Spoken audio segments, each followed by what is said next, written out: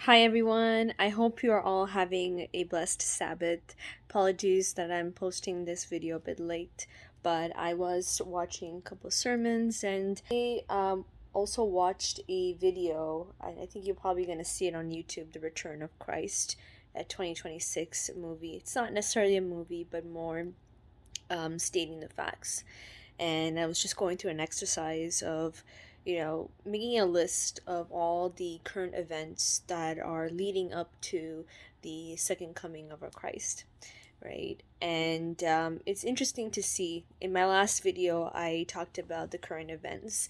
We talked about the where we're losing the grace of God when we look at everything that's happening around us, whether it's the hurricanes in the Hurricane Melissa in Jamaica. Now my parents' home country, there was a big earthquake that happened in Bangladesh, and then you see different natural disasters happening, but it's not just like natural disasters. We're seeing other events that are happening too, that's really escalating and making time go really by quickly, that I mentioned in my last video. Besides natural disasters, obviously we have the continuation of the war happening, right, between Gaza, right? We look at Palestine and like the Israel war. Then you look at the war, like a mini war that happened between India and Pakistan, the war that happened between Russia and Ukraine a couple of years ago, right? So you have different types of wars that have been, happened, or it's going on, and we will going to see more. In addition to that, not a lot of people are looking at it. Obviously, we're in a more of a industrialized country, at least for me where I'm living. But I know many of my followers are from different countries, that not everything is looks as amazing as it is. There is a sense of food insecurity that's happening around, right? You can see the news that there's a shortage of potato growth or like vegetables, right? Because of the climate change, or you see there's like shortage going on. So you're starting to see the like not famine happening, but it can lead to that if the food shortage and insecurity that we're seeing these days. What are the odds that today we'll see that there's going to be a potato shortage, right? The growth of potatoes, right? Potatoes are like abundance, but it's in many like it's in many cuisines, it's in many everyone's daily dietary habits, that they would eat potatoes, rice, right? These are basic food that we eat. So seeing that, the food insecurity, but also looking at the crimes around this world too, right? Like I mentioned in my last video, we're losing that grace from God, right? Look at the number of murders, right? Rape, right? I'm still seeing in news where people are going to different countries, and for whether they went for vacation. I think there was like a Latin couple, a Latino couple that went to India, and then there was like a mass rape that happened, right? You see rape, you see child molestation, um, you see like pedophiles, you see murders, you see robberies, right? All sorts of crimes that's happening throughout this time, or things that we're seeing in the news, or you hear about these things. It's like, who would possibly do that? How evil can someone be to do that? That evil we're talking about, it's not the evil that we're talking about 20 years ago, 30 years ago. Yes, we had major events that led to mass people like dying, right? There was a terrorist attack and so forth. But I'm talking about like daily cities, right? Um, whether you live in a big city, like the city that I live in, 10 years ago, we always said that like Canada, or any cities in Canada, it is very safe, right? It's very safe. You rarely hear about certain neighborhoods that will actually have a robbery or a murder attempt, right? But now I'm here, 10 years later, it's like it's not the same anymore. It's very scary for me to go out at night because of all the crime that's happening in my city. I'm sure there's a lot of women followers on my channel will say the same. The world is not safe anymore, right? I'm not going to go out at night because I know that there are, murderers and all these types of people that have been removed from God that are acting this way. Then we talk about poverty, right? Look at, I look at in my city here that the poverty rate has gone up so much. People are losing their jobs, like I mentioned, but the housing market has not been the greatest. So people have lost their homes, lost their jobs, lost their form of income, not able to maintain their lifestyle. And guess what? You know, you know, they got bankrupted, they lost all their possessions, and now they're on the streets. But you're seeing an increased number of poverty rates that's happening. Every street that I walk through, I see at least one person that's struggling. What pains me the most is when you see sometimes like a child or a woman standing with a sign that she's not able to feed her children, and any help that we can do, right? Because it's sad to see mostly men we see that are on the streets where they're begging, but now I'm seeing women, more and more women. And then I think one time I saw a child, and I hope no child is in that situation, but we're seeing this more and more is happening. So you'll see shelters, even shelters are there to help them. They're running out of space, they're running out of supplies and food to be able to look after them, right? So the question becomes, what is the government doing, right? I'm I'm in Canada, but I look at the funding that the Canadian government has done, in areas that don't necessarily need money in, right? Whether it's the LGBTQ group or any other types of groups. Like, yes, they're being looked after, they're equally important, right? But there are people that are actually suffering, they're struggling, right? You don't need to be funding other areas that are already flourishing, that have enough funds to continue, right? Put more funding into the healthcare system and the education system, in looking after, especially looking after people that are struggling, they're on the streets. Manage the problem with poverty, right? Increase security so that people can actually feel comfortable to walk the streets, be able, to sleep at night without fearing that their house will be broken in and people will start robbing them, right? There's a whole thing in Brampton about luxury cars or cars in general that are being, being stolen, being robbed from someone's, roadway or their driveway.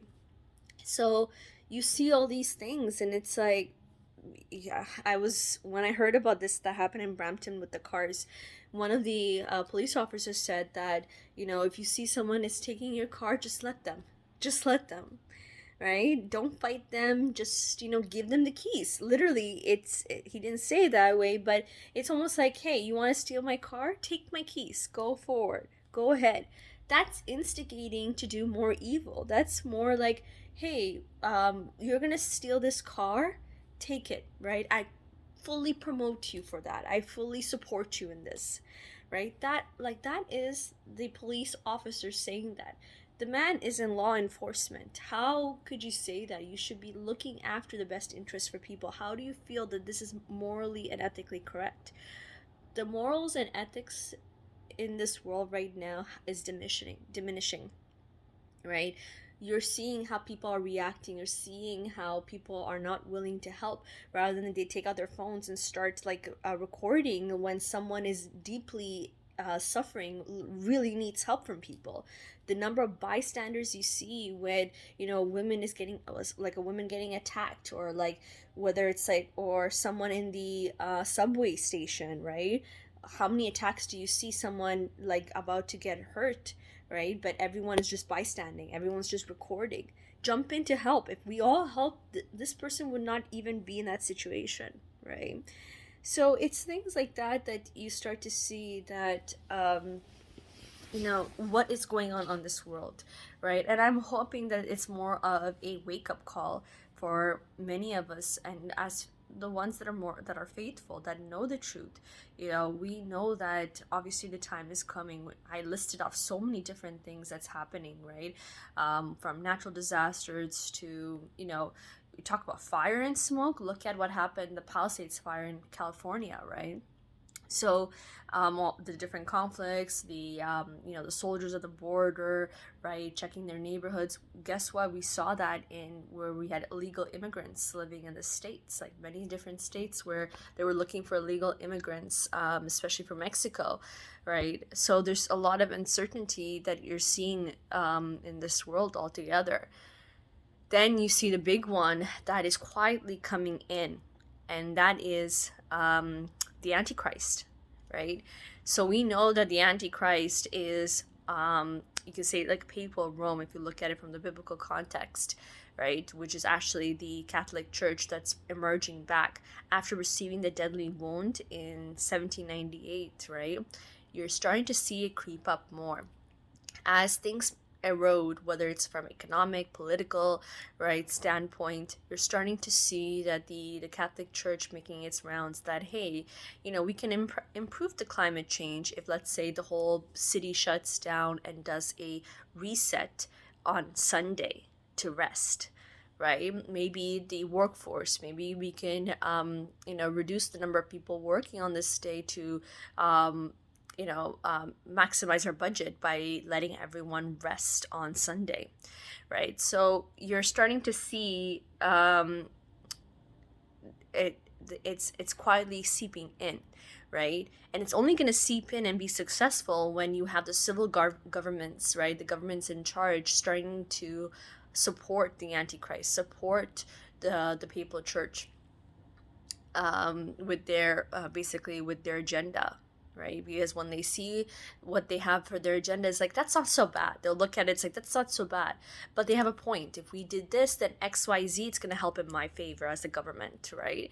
So they're going to look for the best interest. And of course, the church is not going to come out and say that, like, I don't support LGBTQ, right? I don't support this. I don't support abortion, right? They're not going to come strong like that to, become enemies to the society, right? But they're going to find ways. They're doing their own ways where it's like, oh yeah, we fully support LGBTQ. We fully support, women's rights when it comes to abortion, right?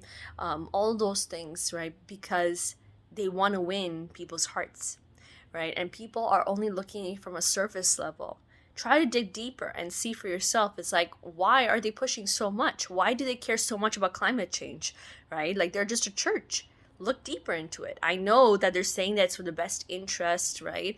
And all that, but look deeper into it. Look deeper into it. I see that a lot of people don't question themselves. They don't question. They don't try to dig for answers. They always want the answers to be given to them on a platter. Or when answers are given, guess what? They're completely ignoring it. I was watching a documentary yesterday where, I don't know if many people know about, I think he's Adventist, but I can't remember, Ron Wyatt. He was I would say an archaeologist, but he has discovered a lot of stuff during his time, during his expeditions, that people are ignoring, right? People are just completely ignoring. When he went to Egypt and he wanted to find proof, right? In the Bible, we know about the sea parting, right? And the Hebrews going through the sea, and then guess what? Like all the Roman, not Roman, like the Egyptian soldiers and everything, they were basically buried under the sea, right? Once the sea partition closed. He went to Egypt himself, and no one all this time didn't want to do it. He decided to do it. It's like, hey, we see in the Bible, let me go there myself. So he went to Egypt. He had his submarine, he had all his equipment, he went down, and behold, you see proof that it, like, where the Bible came to life. He sees it to himself. He sees, chariots, wheels, different parts of the chariots that would have been what the Egyptian soldiers were using, or even the Pharaoh too, right? Obviously, they were covered in the coral reef, but that is like a big proof. Or the Ark of a Covenant, right? Or he hypothesized where Noah's Ark would be. All these different proofs that he had, right? When he gave pictures to the Egyptian government that look what I found under the sea, the Red Sea, that we actually have proof that hey, there are like evidence of the equipment, the weapons. Like you also have like human skeletons, horse skeletons that are still down in on the seabed of the Red Sea. But the Egyptian government, when they got the proof, they got rid of the pictures, they got rid of the proof, like they completely got him out of here, right? You would think someone would be so happy to see that, oh my goodness, like we like this is the truth, the Bible, like whatever we see in the Bible actually happened. We have proof in this time of age. But the Egyptian government completely got rid of the proof. They didn't let Ron Riot to continue to excavate for the Ark of Covenant, right? So you have all this, and they did another expedition recently. If you just go on YouTube, you'll see, right? But it's not hitting our social media. It's not hitting the mainstream media. Why is that, right? This is where the Satan comes into works, is that he's trying to hide the truth. He's trying to diminish the fact that there is one true God, right? Think about it this way. You have all these proof. People are always saying that that's not true. They just made it up. They just put a piece of something in there to make a proof, right? But for us as believers, even for me, right, I've never seen God, right? I've never seen God. I never talked to him. He's never I doubt that he's talked to me in that sense, like how people think, right, that he would be talking, right? Or we see from the Bible verses too. But I know that God is watching over me, and I know that he knows that I have belief in him, right? Even if I have not physically seen him, right? Even though I've not physically seen him, I know that he's been leading me. I have proof in my life, the times where things could have been difficult, where things could have gone completely the wrong way, right? But he still had his hand over my life. He still was protecting me, guiding me, giving me wisdom. Even if he was not face to face with me, right? He planted seeds in my mind about different thoughts or different routes that I could do to manage any type of problem, right? So things like this, that we have a blind faith in our Lord, and that is the faith that we all need to have, because we are running out of time and we see the proof, we see everything that's happening, right? I listed off so many different events, but go check it out. I'll try to put a link on the video for the 2 videos that I came across, and definitely take a look at it. But just sharing my thoughts about these 2 videos, and try to relate to the current date, right? I actually went through an exercise of like making a list of all sorts of events that are happening, and go try to do that exercise, compile a list of all the different events that you're aware of, right? Research about it a little bit more, like what is it that's happening, because that video is to the point of everything that's happening. So all I'm going to say to my brothers and sisters, keep your eyes open, right? Pray, continue to pray, because we are coming to the end times here. Share the word as much as possible, right? Share, like, if you see news articles, if you see any videos, right? Anything, just to get more people to be informed. Because even for atheists, I read some of the YouTube comments about these 2 videos. Like, many people that are even atheists, non-believers, know that something is wrong. You can tell something is wrong. Even when I'm talking to my coworkers that are not Seventh-day Adventists, or they're different religions, right? Or they're simply not religious at all, they know something is wrong. And it's not for good. It's not for good. So I know for us as believers, as Seventh-day Adventists, it's the most powerful and beautiful, exciting day it will be when Jesus comes and returns, right? but we know that we're still scared in our hearts, because that's not going to be a good thing for our brothers and sisters that don't believe in him, right? Who have not put in their faith to, believe in him with genuinity and with a lot of love. So pray for for all our brothers and sisters that are still trying to find their path, or haven't yet, right? Or refusing to, that they see the truth right away. I hope you all continue to have a blessed Sabbath. Stay safe, and see you in our next video.